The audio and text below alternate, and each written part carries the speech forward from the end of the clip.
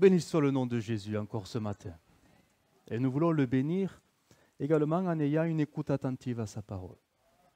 Et au-delà de sa parole prêchée, à la voix du Saint-Esprit. On a chanté, Philippe nous a connus dans un très très beau chant. Tous les chants étaient beaux, mais celui-là disait « Tu seras ma vie, mon chemin et ma vérité. Tu seras ma vie, mon chemin, ma vérité. » Et en le chantant, ça me fait penser à cet homme qui un jour a posé la question « C'est quoi la vérité ?» Vous savez qui c'est? Ponce Pilate. C'est quoi la vérité?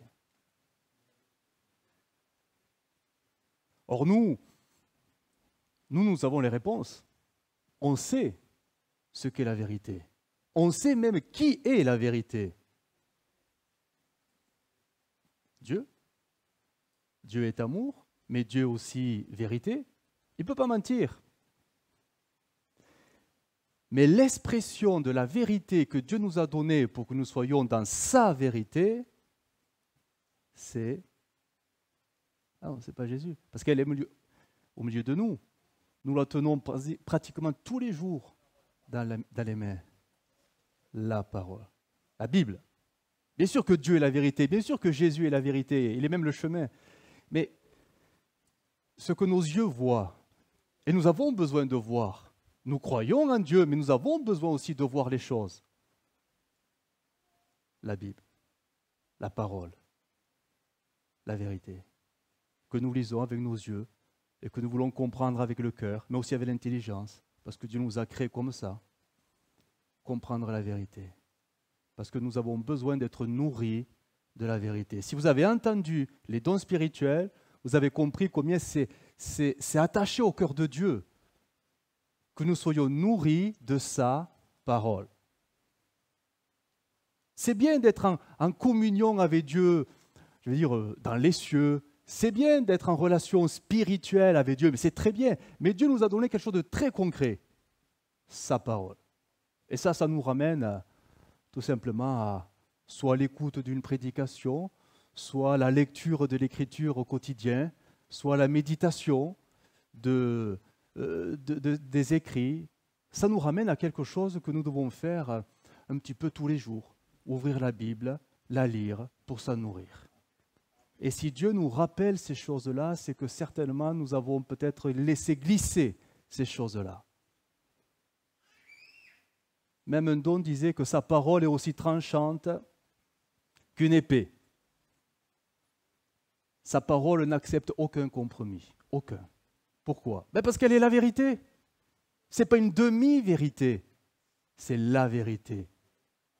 Et il va falloir que, finalement, ce que je suis, enfant de Dieu, me cale. Il faut que je me cale sur la vérité. Pas mes vérités à moi. On s'en fiche, hein, ce que tu penses. Ce qui est important, c'est ce que Dieu pense. C'est ce que Dieu dit. C'est pas ce que toi tu dis, c'est ce que Dieu dit. C'est pas ce que tu penses, c'est ce que Dieu pense. Voilà pourquoi l'Esprit nous a été donné. Afin que la vérité de Dieu devienne notre vérité. Que sa parole devienne cette lumière dans notre cœur qui nous éclairera pour trouver le chemin de Dieu. Et ça, ce n'est pas simplement, oui, l'éternité, le ciel. C'est ici-bas sur terre, se diriger d'après sa parole. Comment le jeune homme rentre-t-il pur son sentier? Ah, que dit la Bible? Se dirigeant, pas par rapport aux étoiles, hein. Oh, les belles étoiles. D'après sa parole. Et sa parole, elle est tranchante. Et quand on dit tranchant, c'est que des fois, ça coupe, ça fait mal. Oui, mais c'est sa parole. Le compromis, c'est d'arrondir les angles pour pas que ça fasse trop mal. Et ça, Dieu nous a dit qu'il n'en veut pas. Sa parole, parfois elle sera tranchante. Alors ce matin, je vais tout simplement... Oh, je n'ai pas tranché des têtes, hein, ni des oreilles. Mais continuer sur ce thème que j'ai abordé et qui, malheureusement, cette fin des temps, fait beaucoup de dégâts, c'est toutes ces dérives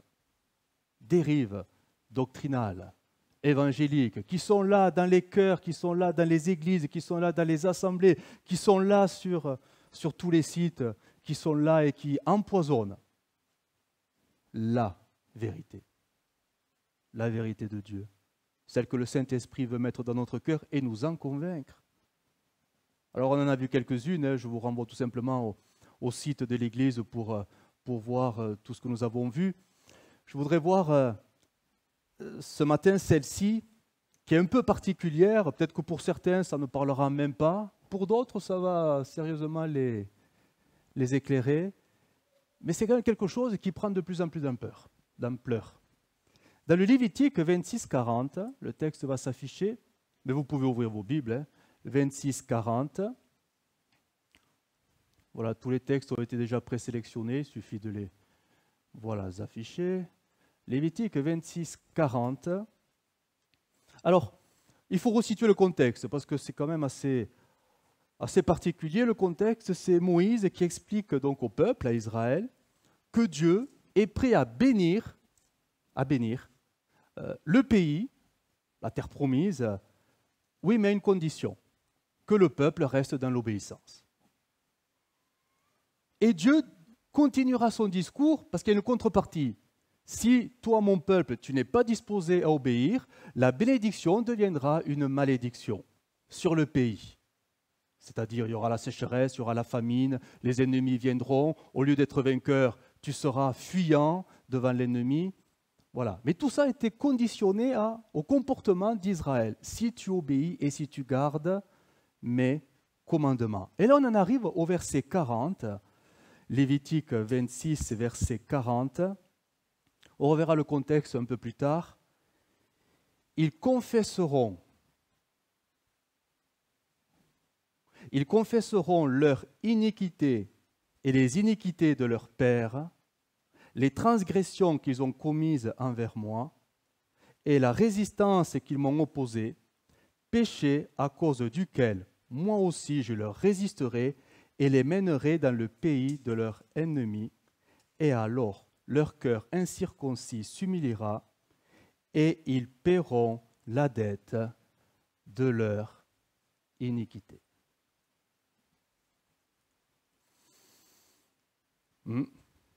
Ce sont des textes très particuliers qui font un peu peur, mais ce texte dit, on va le voir le contexte un peu plus tard, que si les pères pêchent et qu'ils restent dans leur résistance, c'est les générations suivantes, les fils, qui confesseront le péché des pères pour que le pays soit à nouveau béni.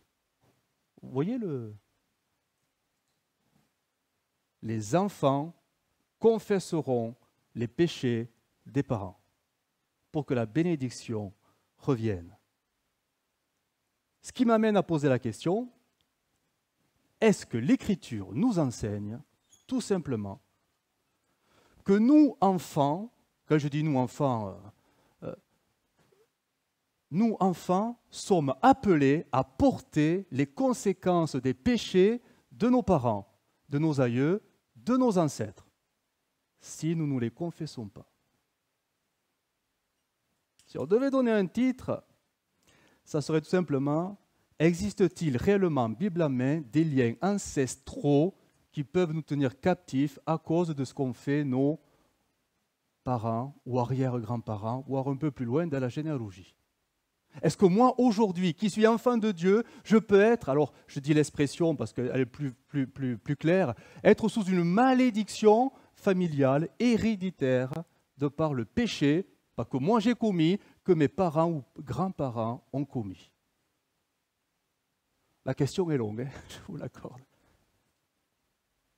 Est-ce qu'un enfant de Dieu peut être sous la malédiction d'un péché qu'il n'a pas commis, mais que ses parents, eux, ont commis ?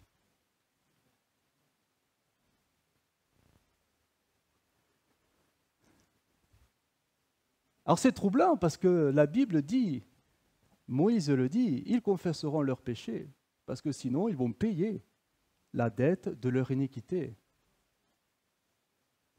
Alors, on va y revenir.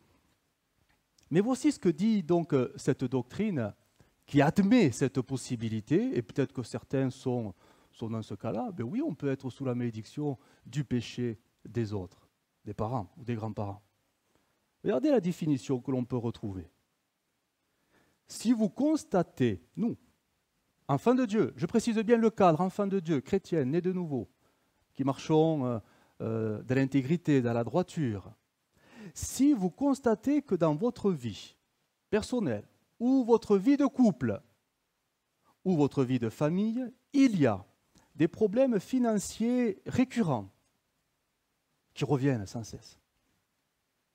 Absence continue de prospérité, maladie physique ou mentale chronique, mort brutale, accident, décès prématuré, suicide, accidents répétitifs, blessures fréquentes du même type, troubles chroniques créant des problèmes relationnels, problèmes psychiques ou psychologiques héréditaires, mauvaise habitude de se nourrir. On se dit, tiens, bon, pourquoi pas. Retard de croissance ou prise de poids chez les nourrissons ou état maladif. Échec répété dans certains domaines. Stérilité ou fausse couche multiples. Troubles sexuels dans le couple ou personnel. Donc si cela est constaté, première étape, il faut que tous les péchés de tous les ancêtres, de tous côtés d'une famille, et ceux du conjoint aussi, soient avoués en remontant aux origines de la famille, en demandant avec repentir pardon pour l'ensemble de leurs péchés et en particulier en les nommant.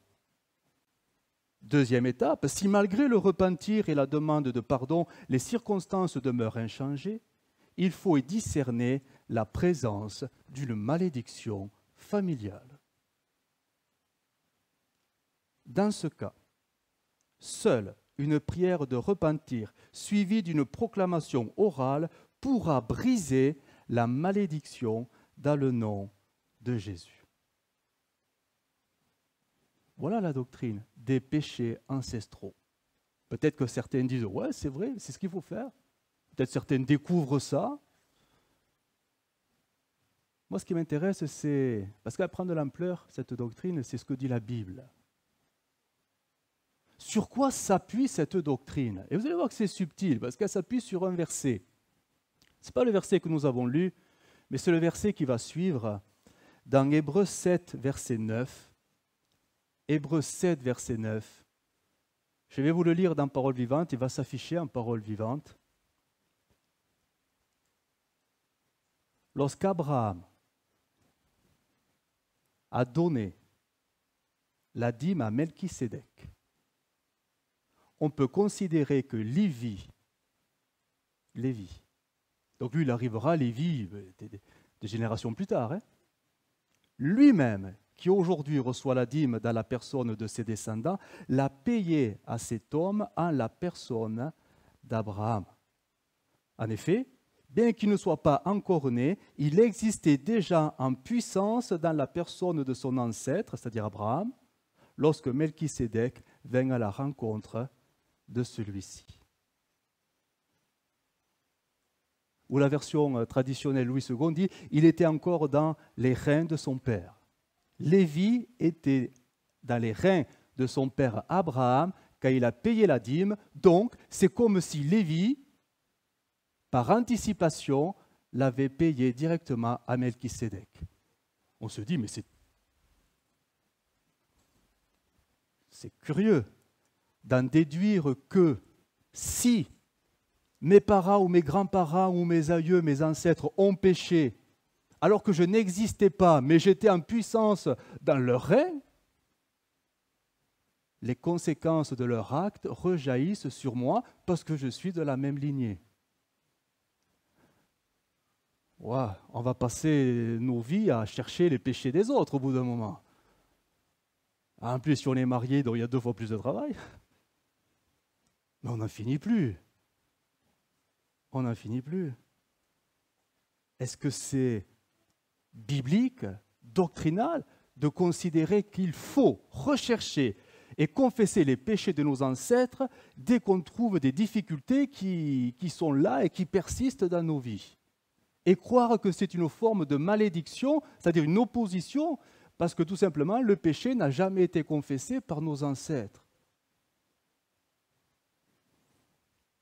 Ce qui est troublant et étonnant, c'est qu'on retrouve ces pratiques dans l'Écriture. C'est ça qui va être troublant. On le retrouve dans le livre qu'on a lu, Lévitique. C'est Moïse qui parle. Hein. Quand tes parents auront péché et qu'ils seront sous la condamnation que Moïse avait proclamée, il va falloir que les fils proclament, ou plutôt se repentent pour les pères. Et on va retrouver cela des siècles plus tard avec Néhémie et Esdras. Néhémie et Esdras. Mais qu'est-ce qui s'est passé pour que Néhémie et Esdras, à un moment donné, en arrivent là? Il s'est passé que le peuple d'Israël, de génération en génération, s'est rebellé contre Dieu au point que le jugement tombera, Nebuchadnezzar, les Babyloniens, la déportation. 70 ans plus tard, il se passe quoi? Esdras, Néhémie, qui viennent, c'est la restauration, c'est la reconstruction. Et à un moment donné, Néhémie lui-même va prier. Et il va prier comment? Eh bien, il va prier selon la loi de Moïse qui disait, Néhémie 9, 1, le 24e jour du mois, les enfants d'Israël s'assemblèrent revêtus de sacs et couverts de poussière pour la célébration d'un jeûne. Ceux qui étaient de la race d'Israël s'étaient séparés de tous les étrangers, se présentèrent et confessèrent leurs péchés et les iniquités de leurs pères. Alors on se dit, mais c'est troublant. Néhémie le fait. Esdras certainement l'a fait, parce que le peuple d'Israël est sorti du plan de Dieu et voilà qu'il demande pardon pour le péché des générations qui n'ont pas su rester dans l'alliance avec Dieu. Ils n'ont pas su, donc il demande pardon pour eux, pour qu'à nouveau Dieu bénisse la terre promise, donc Jérusalem et tout cela. Ça c'est troublant, c'est dans la Bible et c'est troublant. Ce qui m'arrive à vous poser la question, est-ce que parce que c'est écrit, nous devons le faire? Et c'est là qu'il va falloir du discernement quand nous lisons la Bible et savoir faire la part des choses entre ce qui est biblique et ce qui est doctrinal. Ce n'est pas pareil. Ce qui est biblique, c'est ce que la Bible dit, on va dire un fait. C'est biblique parce que c'est dans la Bible, c'est tout, n'allez pas plus loin que ça. Doctrinal, c'est parce que ça devient un enseignement fondamental pour mon salut. Et là, on s'aperçoit qu'il y a plein de faits bibliques, mais en aucun cas, c'est de la doctrine. Je vais vous donner des exemples. Alors, pour nous les hommes, la circoncision. Est-ce que c'est biblique? Ah bah, un peu, oui. Ah bah, c'est écrit, hein. Plus d'une fois. Hein. Est-ce que c'est doctrinal? Faut-il être circoncis pour être sauvé aujourd'hui? Paul s'est battu avec ça, avec les Galates. Hein. Mais ça ne sert à rien, ne rajoutez rien au salut. Christ a tout accompli, on est sous la grâce. Nul besoin de revenir à des pratiques bibliques. La doctrine, c'est la grâce. Vous voyez la différence? Parce qu'on pourrait penser que si c'est écrit, il faut le faire. Non. Non, non, c'est là qu'il faut du discernement pour comprendre et faire la différence entre la doctrine et les faits bibliques. Un autre exemple. Alors, je vais parler des hommes, je parle des femmes maintenant. Il faut la parité, hein. Le voile. Est-ce que c'est biblique? Ah bien clairement, il suffit de lire la Bible, hein, vous le verrez, ça apparaît. Le fait biblique apparaît. Est-ce doctrinal? Faut-il être voilé? Est-ce que les sœurs doivent être voilées pour se maintenir dans le salut ou pour plaire à Dieu? Je ne trouve pas ça. Mais c'est biblique, mais ce n'est pas doctrinal. Vous voyez? Et on pourrait multiplier les exemples. C'est pour ça que j'en reviens à la confession des péchés des ancêtres. Est-ce que c'est biblique? Ben oui, on l'a lu.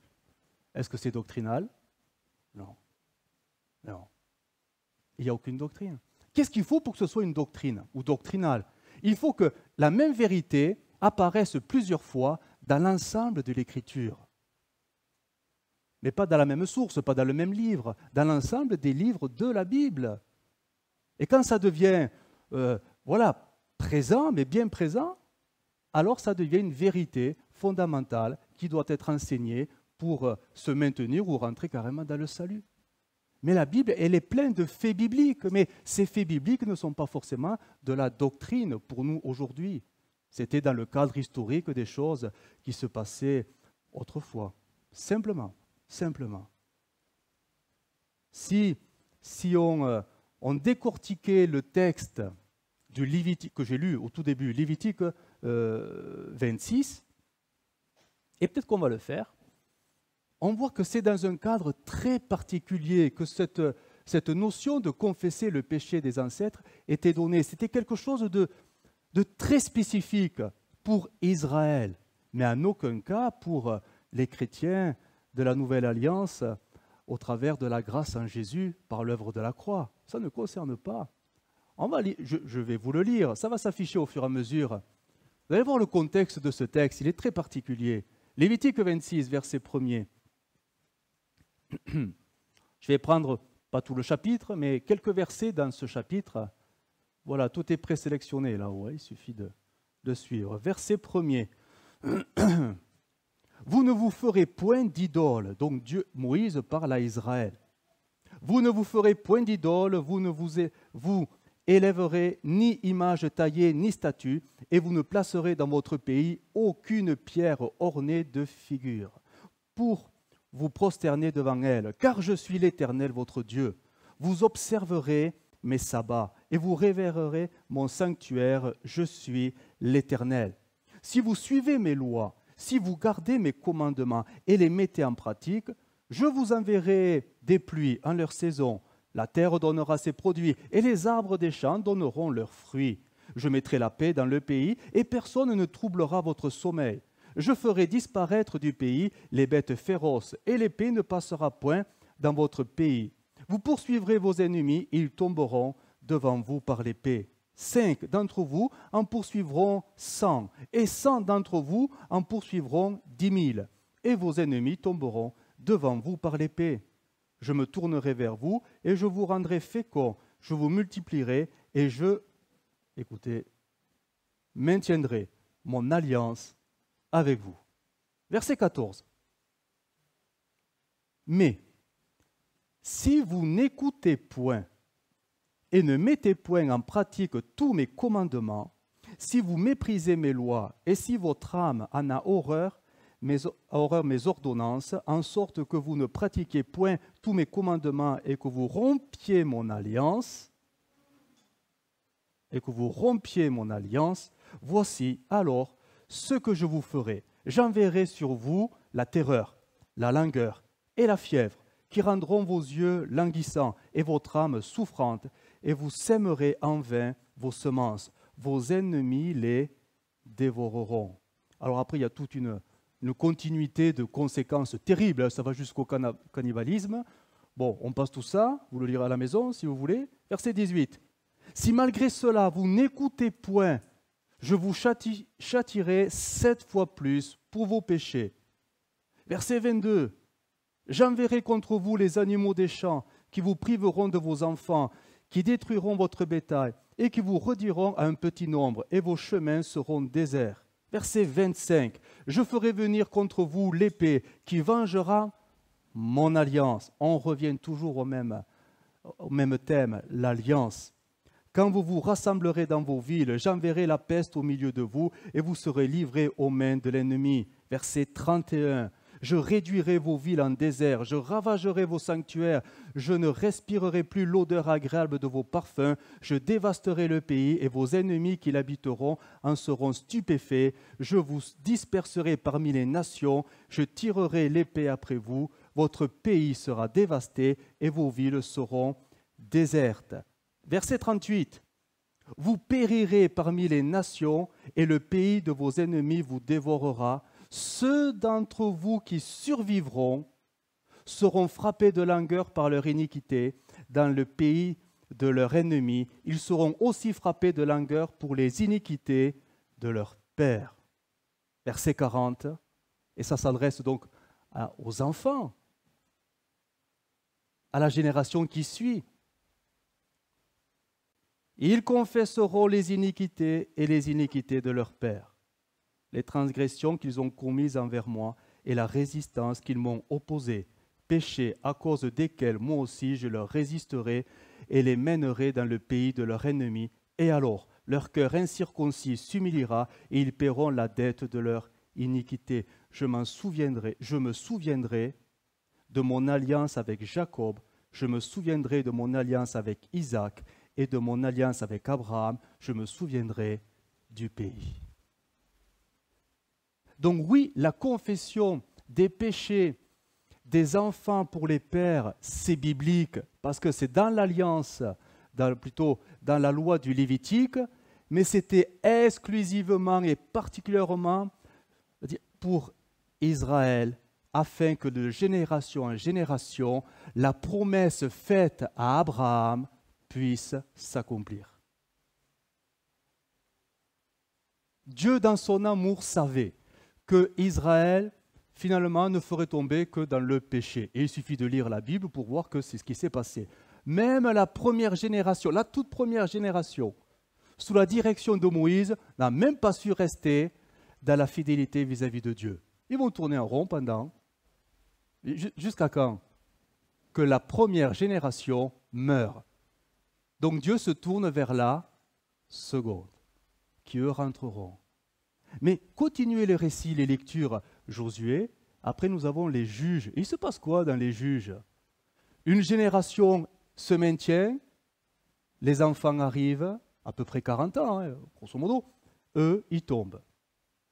Un sauveur est donné, ils se repentent, ils demandent pardon pour les parents qui n'ont pas su transmettre, c'est souvent ce qui s'est passé, et ils sont rétablis. Les enfants arrivent, pouf, ça retombe. Et le livre des juges, c'est que ça. Oui, mais ça continue. Prenez les livres historiques, prenez les chroniques, prenez les rois. On en arrivera à Jérémie le prophète, tout simplement. De père en fils, il y a comme quelque chose qui ne circule pas. Ça a du mal. Et c'est bien souvent les fils, la génération suivante, qui demandera pardon pour la génération qui a péché. Et tout ça, ça a été, du moins, cette loi a été permise de Dieu pour que l'alliance, la promesse faite à Abraham, ne se perde pas. S'il n'y avait pas eu de retour possible, dès la première génération, l'alliance avec Abraham aurait été annulée, parce que tous ont péché, et finalement, personne ne peut être dans la bénédiction de Dieu. Dieu savait qu'Israël n'arriverait pas, et que chaque fois, il fallait, un peu comme dans la marche chrétienne, qui peut dire « je marcherai avec Dieu sans péché ». Et nous avons toujours le moyen de revenir à la croix. Là, c'était pour Israël particulier. Ils avaient toujours un moyen de revenir, mais ça prenait plus de temps, d'une génération à l'autre, pour que la promesse faite à Abraham ne se perde pas, parce que Dieu avait contracté une alliance avec Abraham de génération en génération. Elle ne peut pas s'annuler à cause des négligences des hommes. Dieu ne peut pas se détourner d'Israël parce qu'il est sous alliance avec Israël. Et si même aujourd'hui c'est le temps de l'Église, plus tard, Dieu va se rappeler. Et Dieu à nouveau reviendra vers Israël. Et que feront-ils?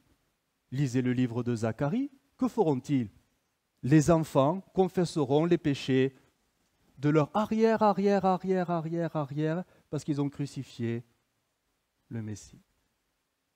Et là, ça sera la libération. La promesse s'accomplira. Mais, j'en reviens, est-ce que parce que c'est biblique, c'est doctrinal pour nous?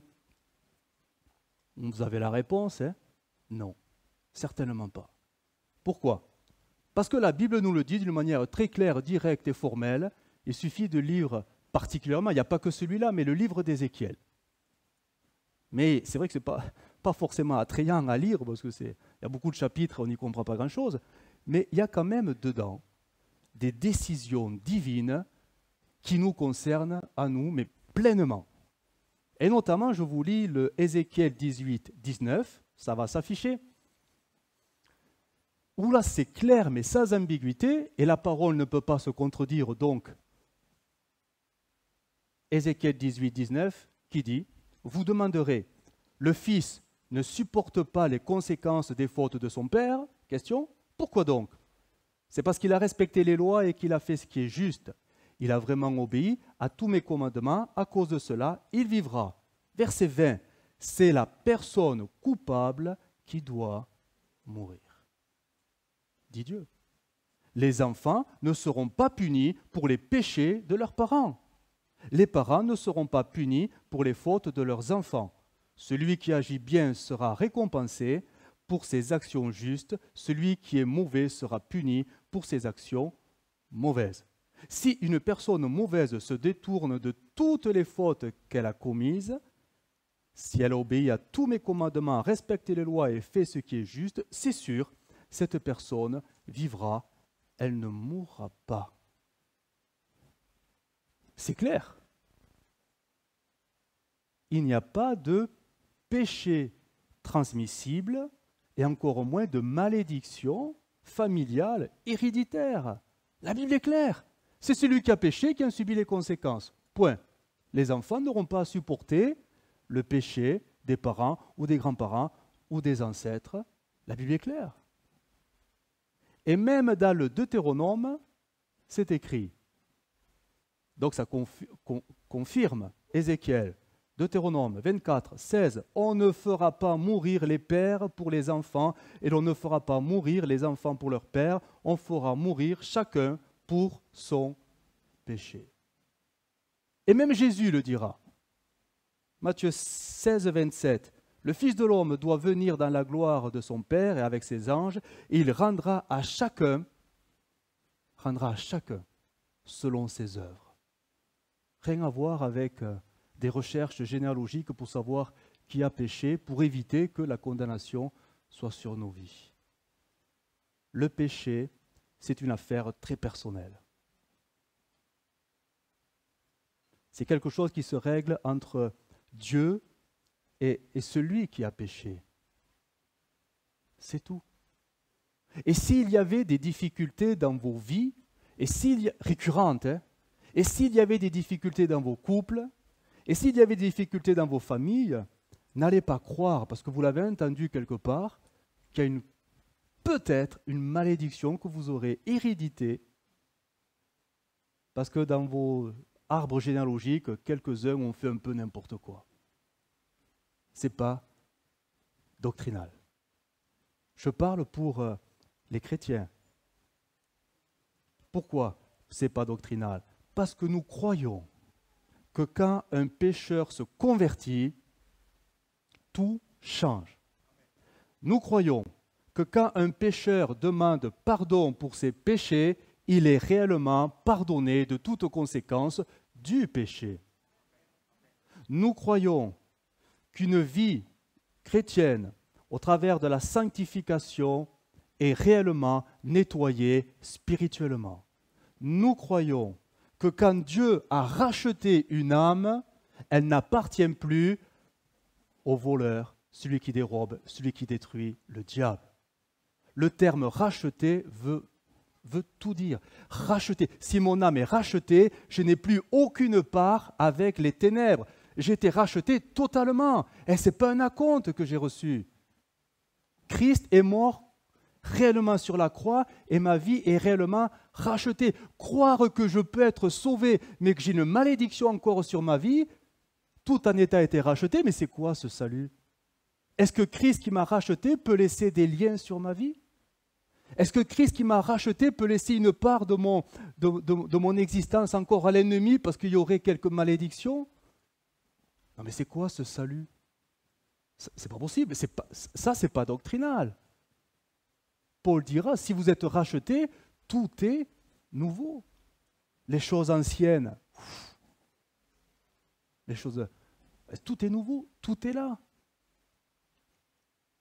Jean dira dans l'épître, sa première épître au chapitre 5, verset 18, ces paroles vivantes que je vais citer, « Aucun enfant de Dieu né de nouveau », elle est là la condition, né de nouveau, ne vit dans le péché, on va dire, aime vivre dans le péché, le Fils de Dieu l'a pris en charge et il le garde aussi. Le diable n'a aucune prise sur lui, encore au moins une malédiction. Si la Bible le dit, c'est que c'est vrai. Quoi qu'on en pense, c'est pas ce que tu penses qui est important, c'est ce que la Bible dit. Il n'y a pas d'emprise, il n'y a pas de prise, il n'y a pas de malédiction. Colossiens 1,13, c'est Dieu qui nous a délivrés de la puissance des ténèbres et nous sommes transportés dans le royaume de son Fils et dans son amour. Si je suis délivré de la puissance des ténèbres, comment je peux penser que Dieu permette qu'il reste quelques malédictions? Soit Dieu ne dit pas toute la vérité, ou soit le salut, il faut que je fasse quelque chose pour qu'il soit plus complet. Une vie rachetée au travers du sacrifice de Christ est complètement et entièrement nettoyée de tout lien et de toute malédiction. Le diable n'a plus de prise. Je suis racheté. Racheté.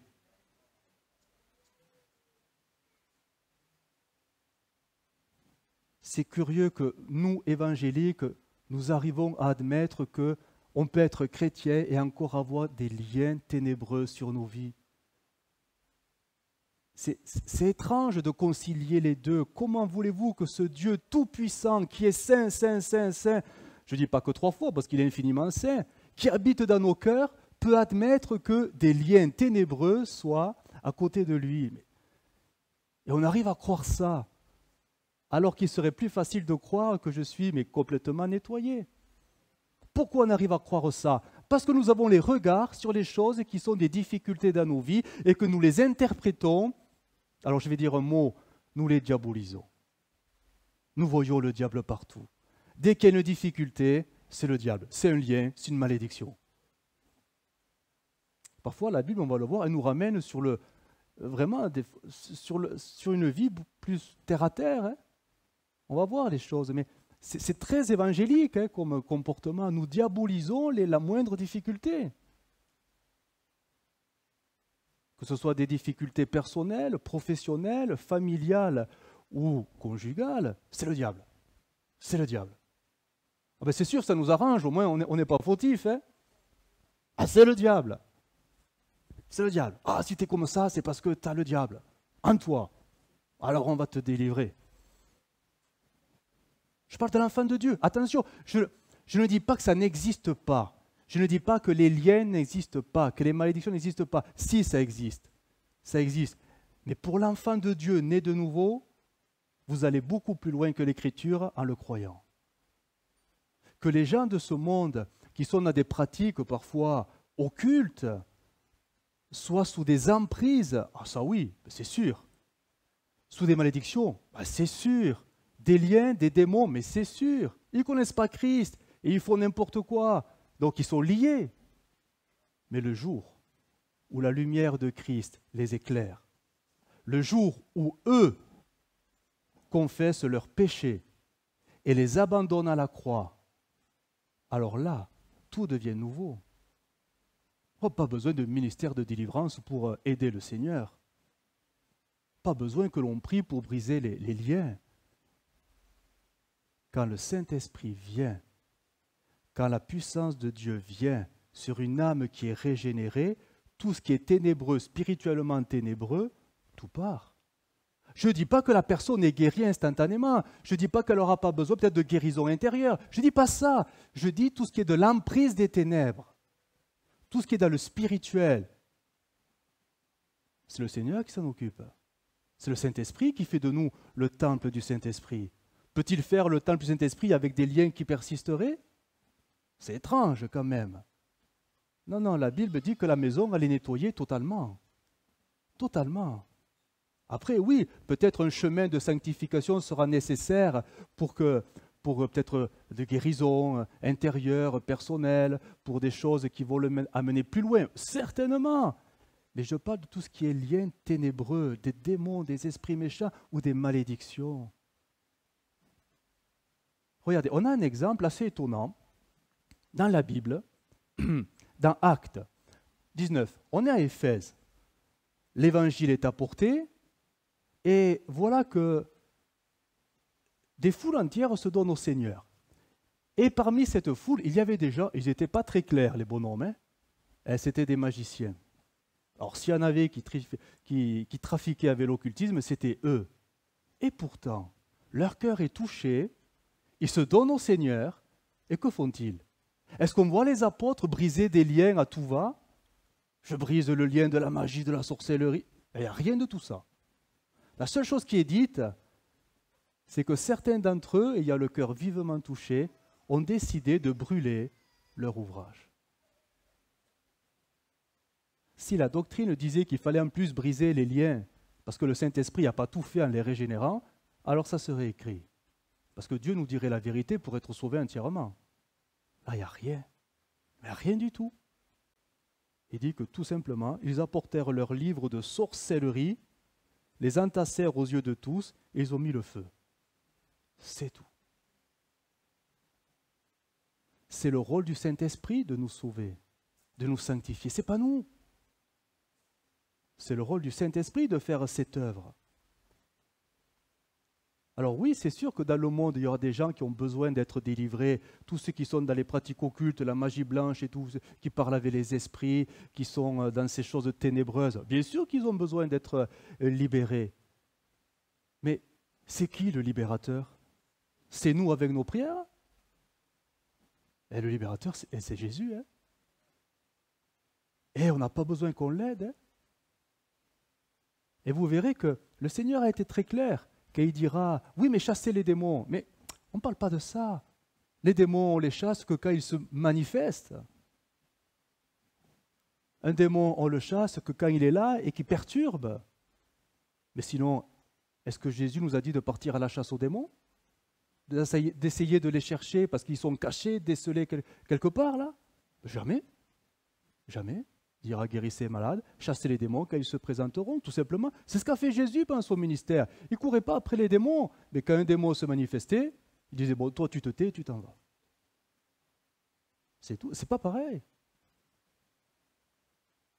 C'est Jésus le libérateur. Et quand une personne se donne à Dieu, confessant réellement ses péchés et ses mauvaises pratiques, les liens, paf, paf, paf, paf, paf. Et si en plus il détruit les objets qui peuvent être encore peut-être source de tentation pour repartir en arrière, elle est là, la séparation, ce transport des ténèbres à la lumière. Mais est-ce qu'on a quelque chose à faire pour aider le Seigneur? N'est-il pas dit que le Fils de Dieu est paru afin de détruire les œuvres du diable? Mais qu'est-ce que nous on va rajouter à ça? Qu'est-ce que vous voulez qu'on rajoute, nous? On ne peut que louer Dieu quand Dieu le fait. Et c'est là notre problème, c'est que parfois, on a considéré des situations où des gens, on a cru qu'ils étaient nés de nouveau. Ils n'étaient pas nés de nouveau, ils ont traîné peut-être des liens. Et là, on s'est dit, oh mais comment ça se fait? Il est chrétien, il a encore des liens. Il n'était pas né de nouveau. On a cru que. Parce qu'on peut tous faire, les chrétiens, comprenez bien l'expression, on peut tous venir à l'église, on peut tous chanter, on peut tous lire la Bible, mais les liens, ce n'est pas ça qui va les briser. Hein. Ce n'est pas la présence à l'église qui brise les liens. C'est quand Jésus rentre réellement dans un cœur. C'est quand Jésus rentre réellement dans une vie que là, le nettoyage se fait, toute chose devient nouvelle. Et la confusion, elle vient que bien souvent, des gens étaient au milieu de nous et on a cru, on croyait, et finalement, non, il y a encore des liens. Et ça, on a cru après à des fausses doctrines. L'enfant de Dieu racheté n'a pas à craindre toutes ces choses occultes. Il n'a pas à les craindre. Je dis ça parce que je suis sûr que peut-être au milieu de nous, certains ont peur de ces choses-là. Comme des fois, les chrétiens qui auraient peut-être peur qu'on dise trop souvent le mot diable dans la même phrase. Oh, chut, doucement. Il n'est pas trop fort, il va l'entendre. Attire pas le mauvais œil sur moi, tais-toi. Chut. Alors on va dire, oh, l'autre. On a dans la Bible un autre exemple assez étonnant qui montre combien Dieu garde son peuple de tout ce qui est un peu ténébreux. C'est cet exemple étonnant de Balaam. Alors Balaam, il est présenté comme un prophète de l'Éternel, mais ses pratiques, c'était pas très évangélique. C'était ténébreux. Pourtant, on l'entend, du moins on lit, il entend la voix de Dieu, il parlera de la part de Dieu, mais quand on lit sa source d'inspiration, c'est complètement ténébreux. Alors, je résume très rapidement. Balaam, c'est le roi Balak qui voyant Israël venir un peu sur son territoire, va prendre peur parce que le peuple il est très nombreux. Il va aller voir le prophète, lui dire, je te donne de l'argent et tu vas me maudire, tu vas lancer une malédiction sur le peuple d'Israël. Comme ça, après, j'aurai la victoire sur eux. Balaam, bon, au début, bon, il dit, oh, je ne viendrai pas parce que Dieu ne veut pas trop. Ouais, mais l'autre, il dit, oui, je te donnerai beaucoup d'argent, beaucoup d'argent. Bon, ok, je viens, mais je dirai ce que Dieu me dira. Donc, mais je viens quand même. Déjà, le compromis. Bon, il y a l'épisode de l'ânesse qui essaie de lui parler. Aussi, bon, il n'écoute pas, il y va. Et à 3 reprises, alors qu'il fait des sacrifices, il s'apprête à lancer une malédiction. Et là, l'Esprit de Dieu le saisit et il bénit le peuple. Ah, mince. Balak, il devient fou. Il dit, mais pourquoi tu fais ça? Mais tais-toi. Si tu ne veux pas le maudire, ne le bénis pas. Et le prophète dira, c'est plus fort que moi, c'est Dieu m'a saisi, je l'ai fait. 3 fois. Et à la fin, regardez, alors j'ai mis le texte parce que Nombre 23, 1, il va s'afficher. On est dans Parole de vie. Nombre 23, 1. 23, 1. Bon, je lis le texte. Balaam comprend que le Seigneur veut absolument bénir Israël. Il était temps qu'il le comprenne. Après 3 fois, il ne va donc pas, comme les autres fois, chercher son inspiration dans les pratiques magiques. Ouh, il n'est pas clair le prophète, hein? Chercher son inspiration dans les pratiques magiques. En fait, chaque fois qu'il a voulu faire quelque chose, la source étant mauvaise, Dieu l'a, pouf, stoppé net. Les malédictions sont devenues des bénédictions. Ça nous parle. Parce qu'en tant qu'enfants de Dieu, et nous le sommes si nous avons donné nos vies à Jésus et que nous avons confessé nos péchés, nous sommes devenus enfants de Dieu. Et Dieu nous protège, Dieu nous garde. Nous avons sur nous la protection divine, le vêtement de la justice de Christ est sur nous. On ne peut pas craindre les sorciers, les magiciens et toute forme d'incantation ou d'envoûtement. Ils peuvent essayer, ça ne marchera pas. Si votre vie est droite devant Dieu, si le sang de Christ vous couvre parfaitement du haut jusqu'en bas, s'il n'y a pas le moindre compromis, vos vies en Christ sont intouchables par la puissance du malin. Ouais. Vous n'êtes pas convaincus, hein? Nous sommes intouchables. Intouchables. Rien ne peut nous nuire. Je parle spirituellement. Je ne dis pas qu'il n'y aura pas des épreuves, mais ça n'a rien à voir. L'ennemi n'a aucune prise. Les démons n'ont aucune prise parce que vous êtes sous la protection, pour ne pas dire sous l'alliance du Fils de Dieu qui est mort pour nous. Son sang nous protège et nous garde. Il ne peut pas avoir de lien qui nous tienne de l'intérieur. Ce n'est pas possible. Ça, c'est quelque chose qu'il faut en être convaincu. Combien de chrétiens ont peur? Ont peur. Ont peur du diable, ont peur de la sorcellerie, ont peur de ces choses magiques. Alors, je ne dis pas qu'il faut pas... c'est des réalités, il ne faut pas jouer avec. Attention, il ne faut pas provoquer. N'allez pas dans un cabinet de médium et dire « je suis plus fort que vous ». C'est vrai que vous êtes plus fort que lui, mais je veux dire, bon, voilà, comprenez ce que je veux dire. Mais on n'a pas à craindre. On n'a pas à craindre. Celui qui est à nous est plus fort que celui qui dirige le monde. Le diable. Mon salut est ma protection.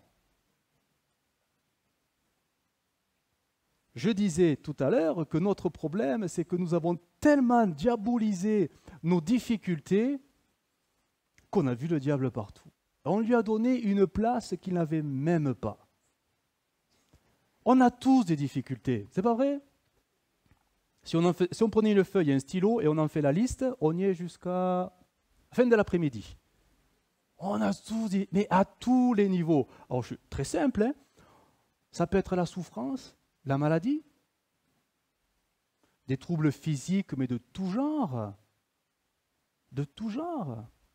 Et même ça, alors je ne dis pas tous, mais parfois on l'a diabolisé. On l'a diabolisé. Alors que c'était quoi? Un problème, alors je ne sais pas comment il faut dire, un problème biologique ou physiologique. Mais on l'a diabolisé. On l'a diabolisé. Nos pensées. On pense tous, toujours à quelque chose. Et parfois, nos pensées sont bonnes. Et elles sont parfois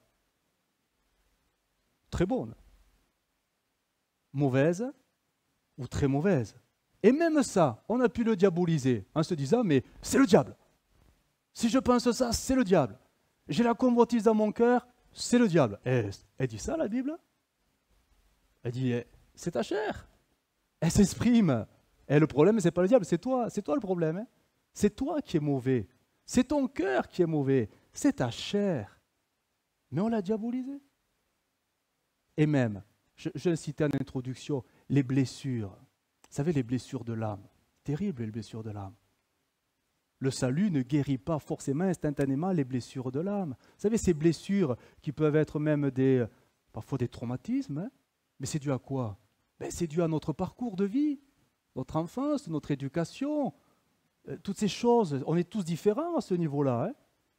Et parfois, oui, on a subi des choses, on a traîné des choses et on en arrive au salut, on est sauvé, mais à l'intérieur, c'est encore blessé.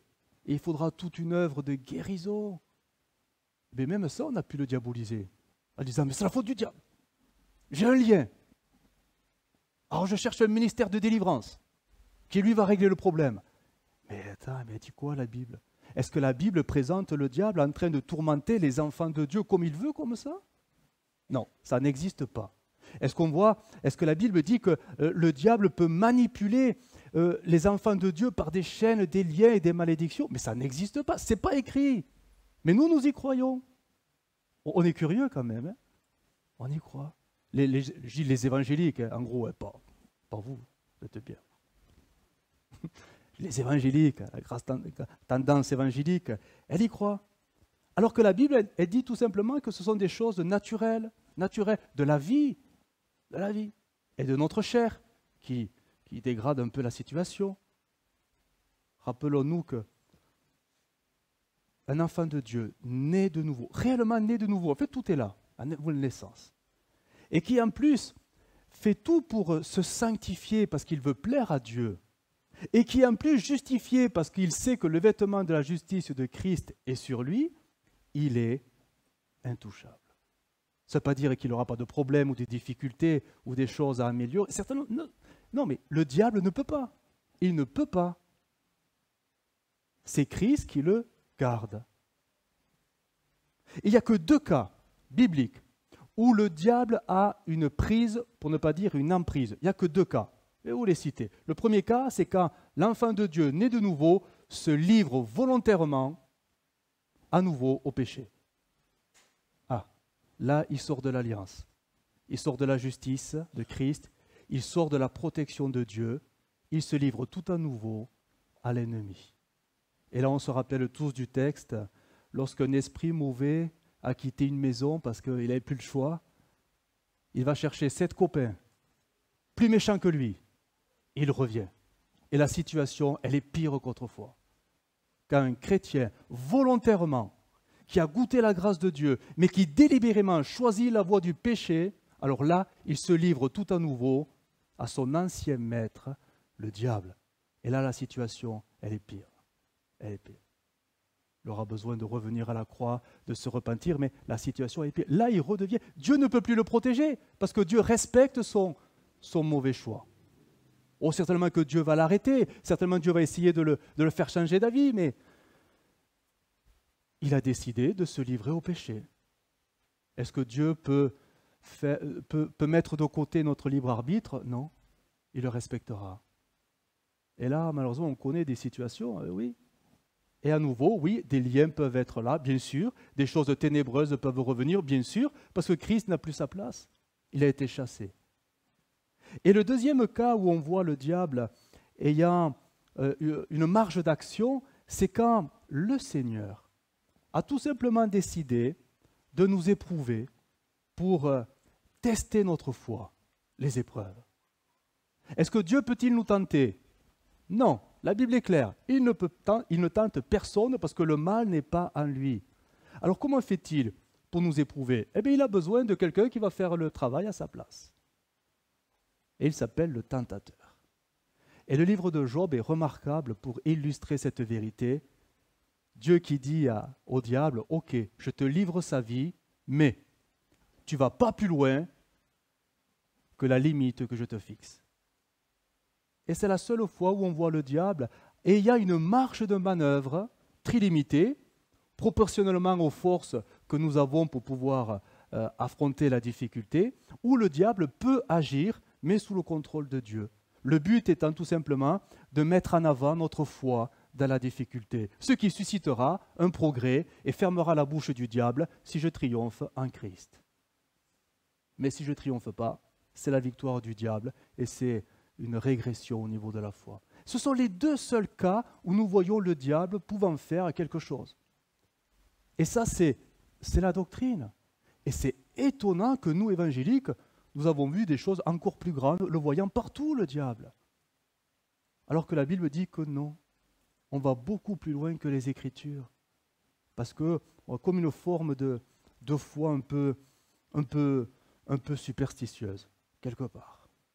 La Bible dit, Jacques au chapitre 4, « Résistez au diable, et il fuira loin de vous. » 1 Pierre 5,8 « Soyez sobres, veillez, votre adversaire le diable rôde comme un lion rugissant, cherchant qui il dévorera. » Mais ces versets qui mettent l'accent sur l'ennemi ne doivent en aucun cas être isolés de tout ce que la Bible dit sur les difficultés. C'est-à-dire, qu'est-ce que Jésus a dit? Jésus a aussi dit, veillez et priez pour ne pas céder à la tentation. L'esprit de l'homme est plein de bonne volonté, mais la nature humaine, ça on ne le voit pas, on voit le diable. Mais Jésus dit non, c'est la nature humaine le problème. C'est la nature humaine qui donne accès au diable. La nature humaine est très faible. Qu'est-ce qu'a dit Paul? Paul dira, si vous vivez selon la chair, la nature humaine, alors vous allez mourir. Mais si par l'esprit vous faites mourir les actions du corps, la nature humaine, alors vous vivrez. Vous voyez, le diable, il n'a rien à faire dans l'histoire. C'est la nature humaine qui donnera l'accès au diable. Mais le problème, ce n'est pas le diable, c'est les accès qu'on donne. Nous, on a focalisé sur le diable. La Bible, elle focalise sur les portes d'entrée. La nature humaine, la chair. Galates 5, 24, ceux qui sont à Jésus-Christ, ils ont crucifié qui? Le diable? Certainement pas. La chair. Pourquoi? Parce qu'elle est pleine de passion et ses désirs. Si nous vivons par l'esprit, marchons aussi selon l'esprit. Et nous, on a tout centré sur le diable comme étant la source de tous nos problèmes. Mais non, nous allons beaucoup plus loin que les Écritures, beaucoup plus loin que ce que Jésus a dit, ce que Paul a dit, ce que Pierre et Jacques ont dit. Le problème, c'est notre nature humaine, notre chair, qui, elle, ben oui, de par sa fragilité, crée des accès à l'ennemi. Si vous vous mettez en colère, ne péchez point, de peur d'ouvrir une porte à l'ennemi. Le problème, ce n'est pas le diable. Arrêtons de le voir partout. C'est notre nature charnelle qu'il faut sans cesse crucifier pour que sans cesse les portes restent fermées. Nous devons être des temples du Saint-Esprit aux portes fermées, afin que celui qui est à l'intérieur règne totalement, Christ.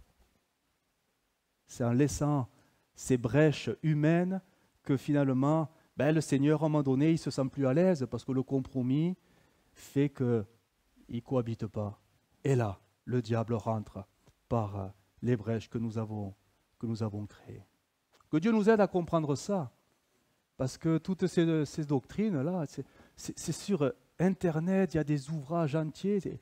C'est étonnant que les chrétiens arrivent à prêter foi à ces choses-là, alors que la Bible dit, mais tout le contraire. Nous sommes vraiment à la fin des temps, où c'est vraiment le propre de l'homme de se déresponsabiliser en mettant la faute sur les autres, alors que Dieu nous dit, non mais le problème c'est toi, c'est moi le problème, c'est pas le diable, c'est pas ce que les ancêtres ont fait, c'est mon péché que je dois confesser, c'est ma nature charnelle que je dois faire mourir, et si je me donne réellement à Christ, je suis mais entièrement libérés. Libérés. Ça ne veut pas dire que tout sera parfait. Ça veut dire que j'aurai besoin de marcher dans la sanctification en comptant sur l'aide du Saint-Esprit. Je voudrais terminer en apportant ce complément. En parlant de malédiction, je ne pouvais pas ne pas en parler. Christ nous a libérés de la malédiction. Et là aussi, il faut bien-t-il comprendre de ce que nous parlons. Galates 3,13. On peut la voir à l'écran. Galates 3,13, ils sont donc présélectionnés. On parle d'une malédiction. Oui, il y a une malédiction qui est là. Christ nous a rachetés de la malédiction de la loi. Et ce n'est même pas du diable, de la loi de Moïse. Étant devenu une malédiction pour nous, car il est écrit, maudit est quiconque est pendu au bois. Afin, et regardez ça, ça c'est très étonnant, verset qui suit, afin que la bénédiction d'Abraham est pour les païens. Les païens, c'est tout ce qui est non-juif. Ce n'est pas forcément des pécheurs. Tout le monde est pécheur. Même un juif est pécheur. Mais les païens, voilà, il y a le peuple juif et les païens, les étrangers. C'est ça, tout simplement. Afin que les étrangers, et pour les étrangers, son accomplissement, donc la bénédiction d'Abraham et son accomplissement en Jésus-Christ, et que nous recevions par la foi l'Esprit qui avait été promis. Vous avez vu ça? Combien de fois on a lu ces textes? On ne les compte plus. Mais est-ce qu'on les a compris? Ça veut dire quoi?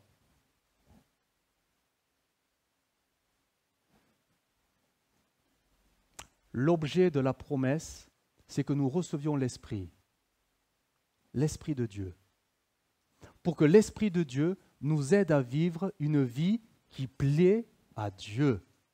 Le juste vivra par la foi. Mais c'est quoi la foi? C'est de croire que Dieu existe? Ben non, c'est pas ça. La foi, c'est de marcher selon ce que Dieu veut. C'est pas pareil. Et ce texte nous dit que la malédiction de la loi, elle est sur tout le monde et nous empêche d'être agréables à Dieu.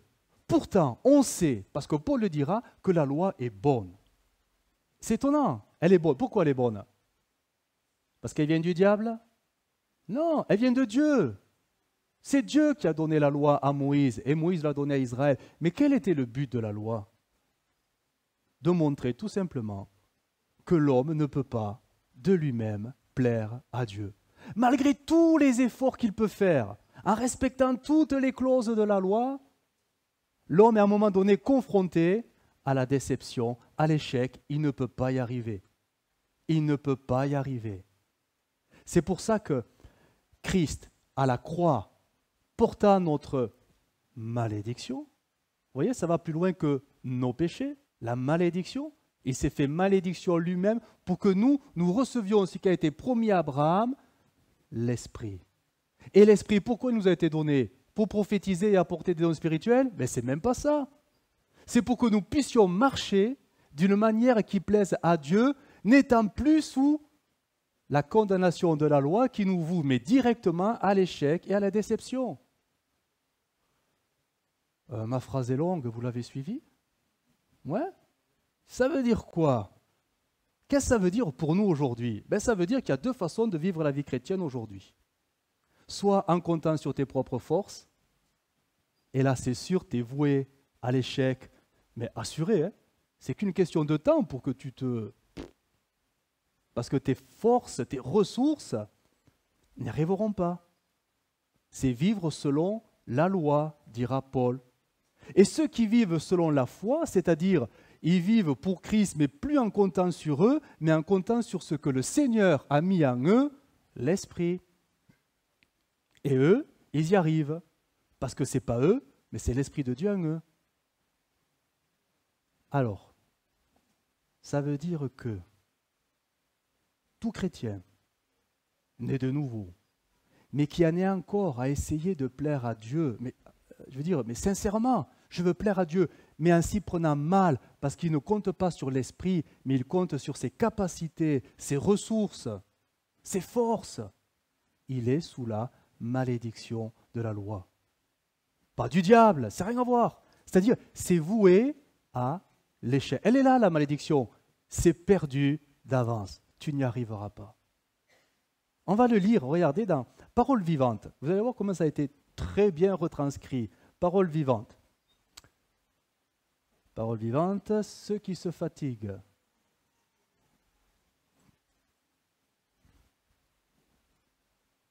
Voilà. Ceux qui se fatiguent à observer une loi, se fiant à leurs principes moraux pour être sauvés, se condamnent à être déçus. En effet, ceux qui en restent aux œuvres, comptant sur leurs efforts et leurs mérites pour être en règle avec Dieu, demeurent sous un régime de malédiction. Ils tombent sous le coup de cette parole, maudit soit quiconque n'accomplit pas intégralement tout ce qui est écrit dans le livre de la loi. Maudit soit celui qui ne persévère pas dans la pratique de tout ce qu'elle exige. Personne ne trouvera la vie véritable et ne sera déclaré juste devant Dieu en obéissant aux commandements de la loi.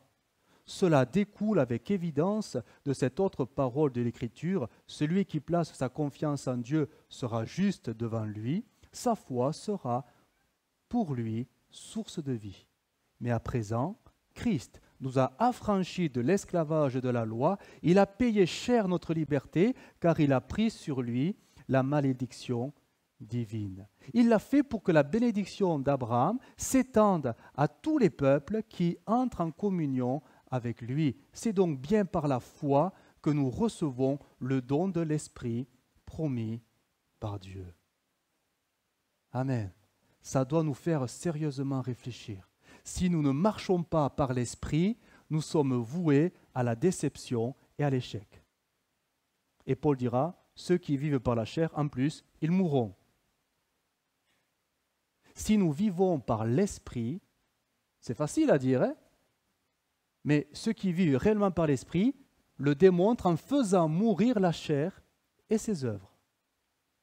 Vous voyez les grandes déclarations évangéliques, je suis enfant de Dieu, alléluia, et je suis fort, je suis plus fort. Et c'est dans la vie de tous les jours et dans les difficultés de tous les jours qu'on voit le véritable enfant de Dieu, par les fruits qu'il porte. Enfant de Dieu, il n'a pas besoin de chanter et proclamer à tue-tête et de crier après le diable tout le temps. C'est les fruits dans les difficultés qui authentifient qu'il a l'Esprit en lui. C'est quoi le fruit de l'Esprit? C'est l'amour, c'est la patience, c'est la bonté. Toutes ces choses qui font qu'on devient lumière. Mais pour que ça apparaisse, il va falloir que par l'Esprit, je fasse mourir ma réelle nature charnelle.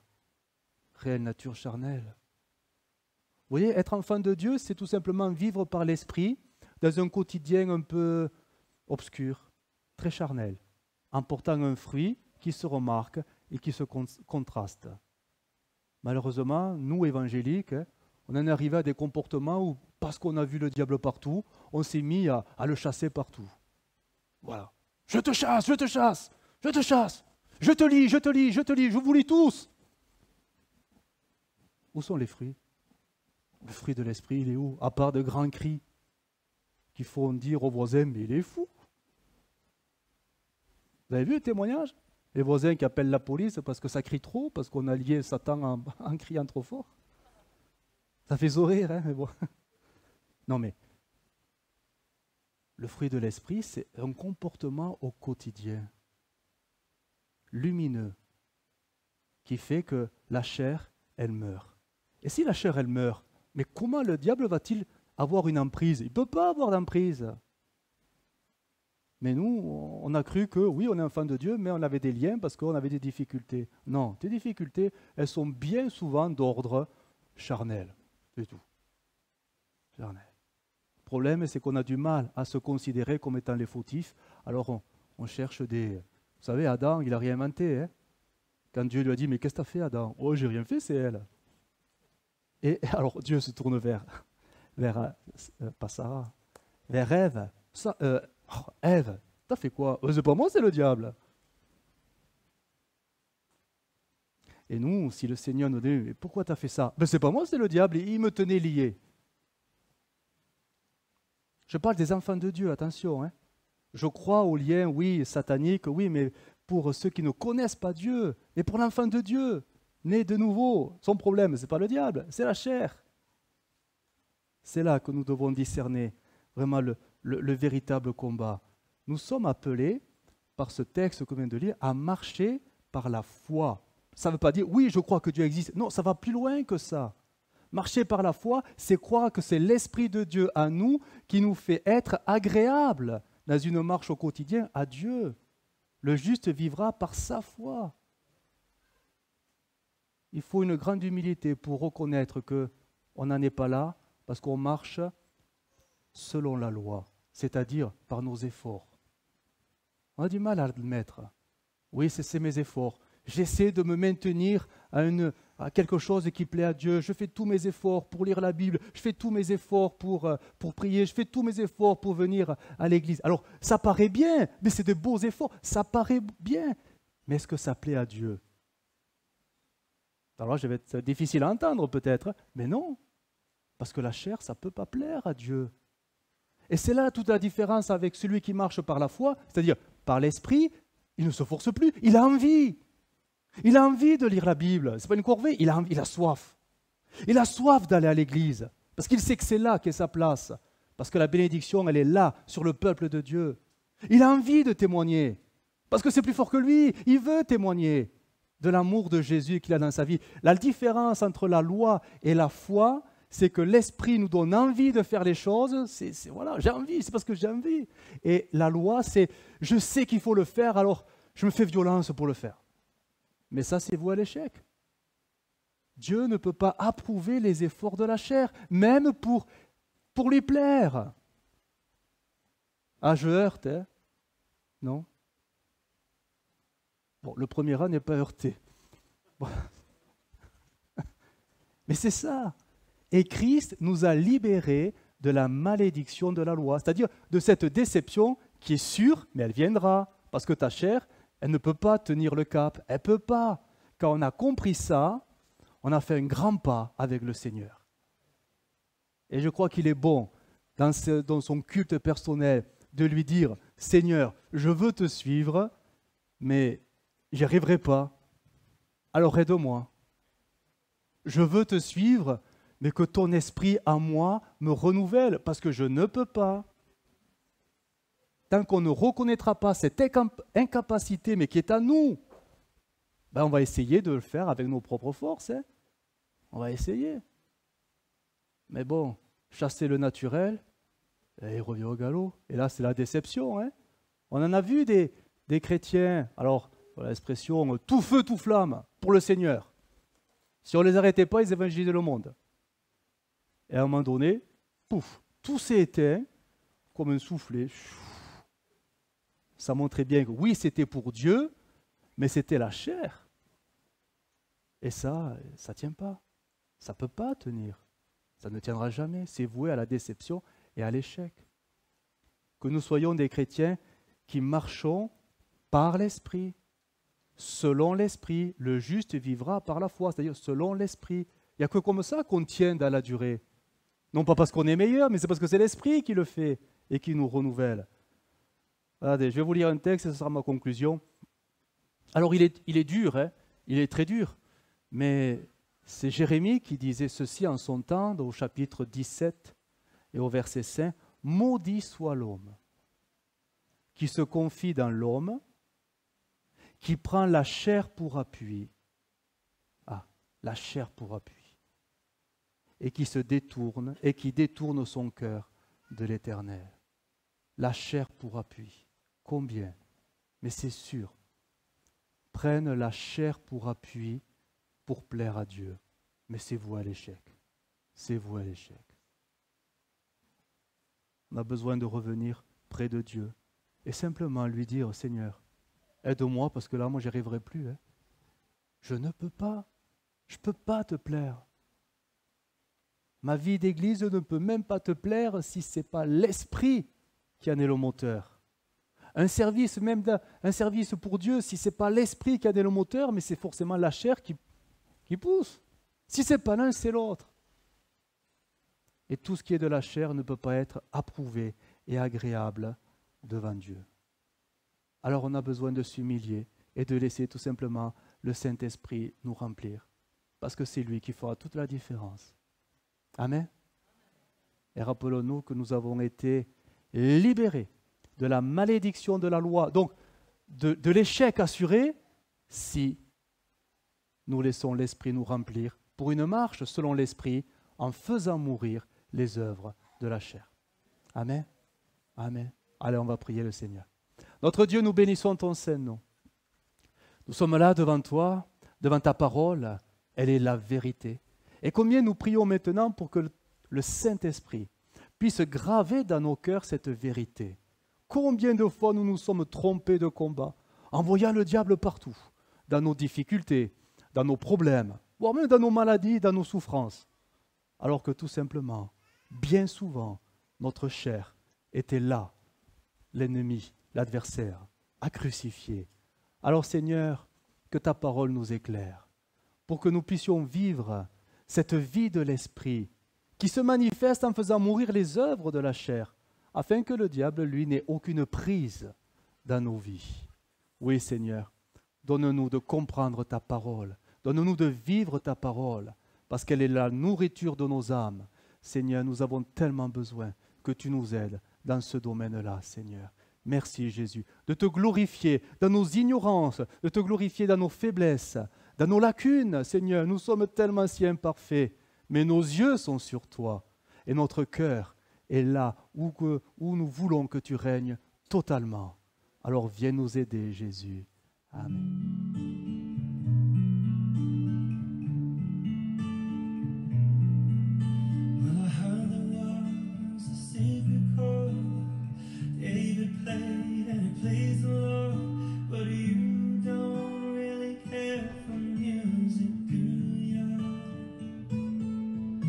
Well, it goes like this, the